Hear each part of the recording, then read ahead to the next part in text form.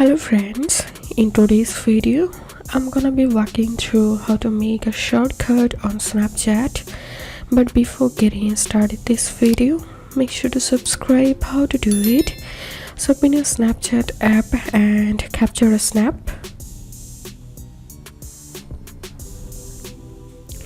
and tap on send to,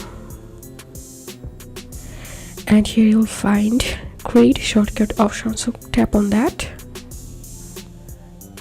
and choose the emoji for your shortcut and select here friend and tap on create shortcut.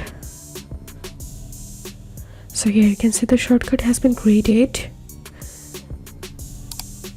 To view your shortcut, tap on the emoji and here you will get your shortcut.